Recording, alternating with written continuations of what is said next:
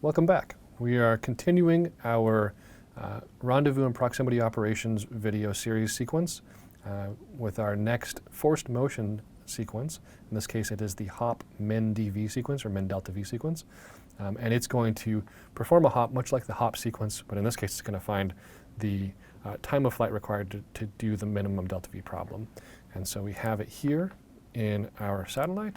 You can kind of see the different parameters here. And so what it does is it finds the optimal transfer time to minimize delta V. And the sequence hops from the current position to a new desired relative position. It's accomplished in a single maneuver at the beginning and arrives at the desired final relative position after some duration. It's determined by the SNOpt optimizer. The delta V of the maneuver is minimized in that process. The sequence doesn't stop the relative motion at the arrival time and at that final desired position. If you want to stop the relative motion at the end of the sequence, the hop and stop sequence should be used with the transfer duration set to the result of this minimum delta V sequence. So once you run this and you find what the time is, you go and you use the other one with the time.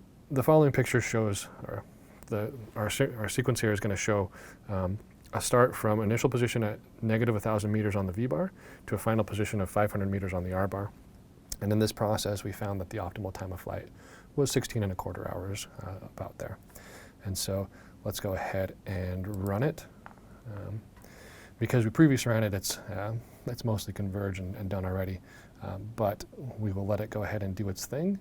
And so in this process, we use a combination of the differential corrector to kind of get us in the basin of attraction for the optimizer, and then we let the optimizer optimize the solution. And so we'll give that a moment as we continue to iterate here. And we can take a look at it in our 3D graphics. Okay, move this guy and see how the optimizer is doing. You kind of see it tweaking the delta V here as it seeks to minimize the delta V. All right, so there we converged. We can look at our optimizer and it says, finish successfully, optimality conditions satisfied. It's always a good sign when we're dealing with SNOpt. And let's go ahead and make sure we're in the right spot. So we're going to set our animation time to the beginning of the Hop MinDV sequence, in case it's not already there.